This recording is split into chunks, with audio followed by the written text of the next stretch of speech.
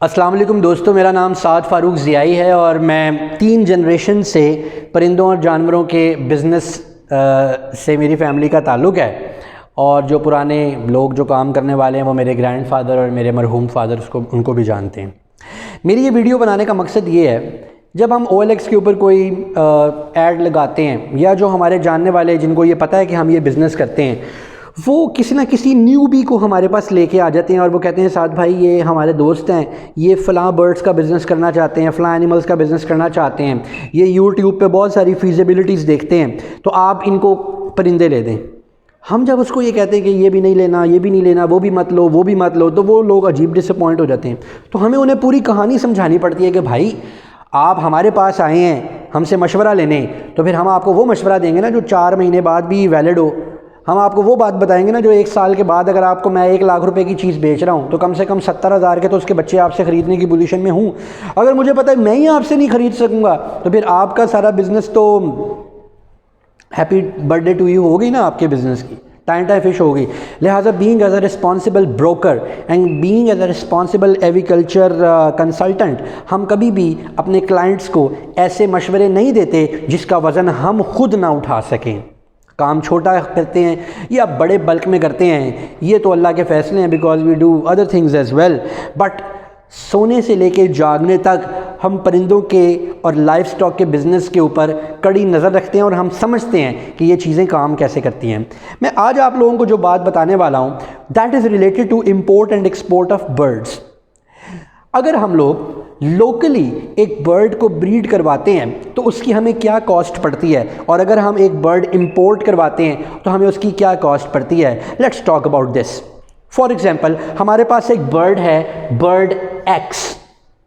ये bird x अगर मुझे लोकली 5,000 रुपीज़ का अवेलेबल है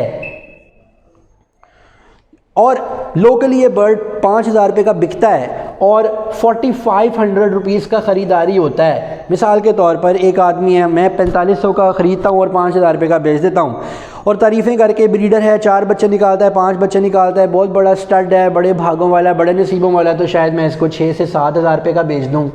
ये मेरी ज़बान की तेज़ी पे डिपेंड करता है, ये मेरी कन्विंसिंग पे या मेरे क्लाइंट की बेवकूफ़ी पे डिपेंड करता है कि मैं 5,000 की चीज़ को 7,000 का कैसे बेचूंगा। But still it sounds fine. अगर ये आपको उठते साथ ही 4 बच्चे या 5 बच्चे दे जाता है तो ये भी जस्टिफाइड लगता है, इसमें कोई प्रॉब्लम नहीं है।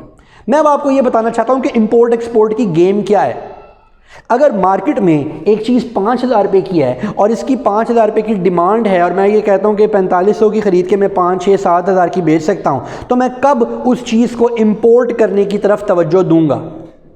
याद रखिए, जब आप कोई चीज़ इंपोर्ट करते हैं तो उसमें कौन कौन से लोग पैसे कमाते हैं।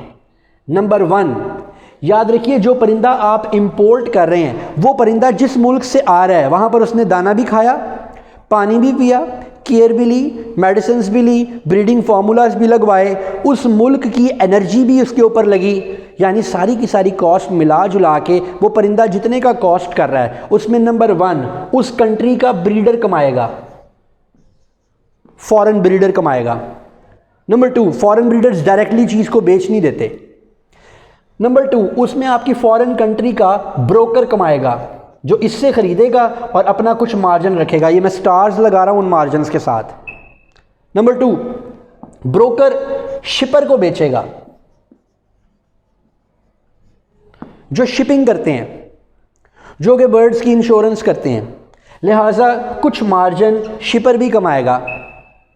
उसके बाद जब ये शिपर आपको शिपिंग करके दे रहा है इस बर्ड की, जब आपके मुल्क में वो बर्ड आके लैंड होगा तो आपको उसका एक कस्टम भी अदा करना होगा।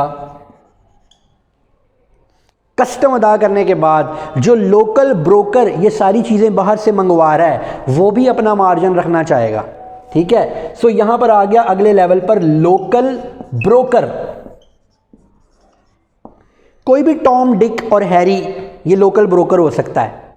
फर्ज करें कि ये लोकल ब्रोकर अगर मैं हूं, 1, 2, 3,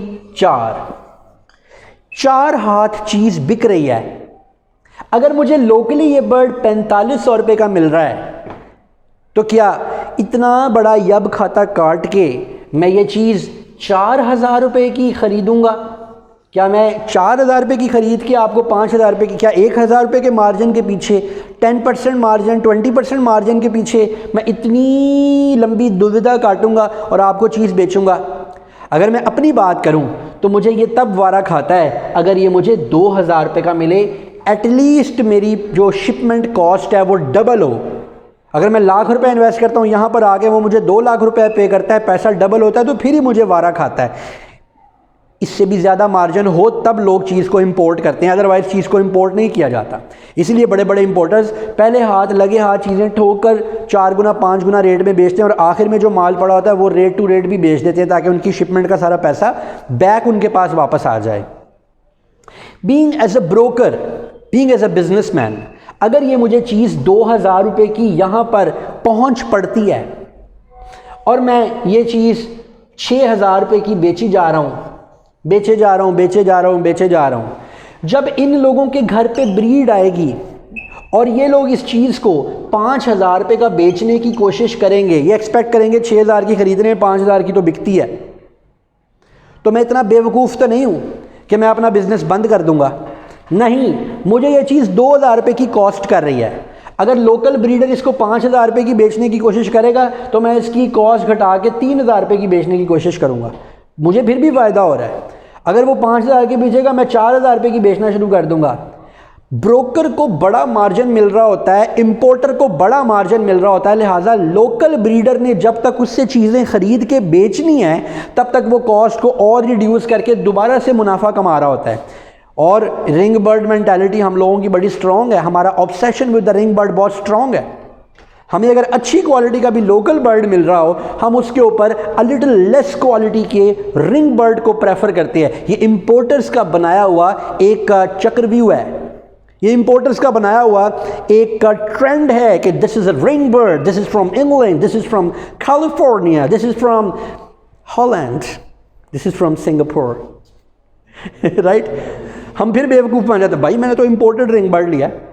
इंपोर्टेड आपने क्यों लिया है यार? उसके मरने का चांस ज़्यादा है ना, उसके एक्लिमेटाइल होने का चांस कम है, उसकी फर्टिलिटी इशू का चांस है, उसको ट्रैवल स्ट्रेस आया हुआ है। मैं इसीलिए इंपोर्टेड बर्ड को प्रेफर कर रहा हूँ, मैं इसलिए लोकल बर्ड को प्रेफर नहीं कर रहा। राइट, पिछले दिनों मैंने क्रेस्टेड डव्स का एक सेटअप लगाया हुआ था, मेरे पास तकरीबन 20 पेयर्स क्रेस्टेड डव के थे। अचानक मैंने नोट किया क्रेस्टेड डव का रेट ऊपर चले गया। मैं बड़ा खुश हुआ, यार ये क्या बात है।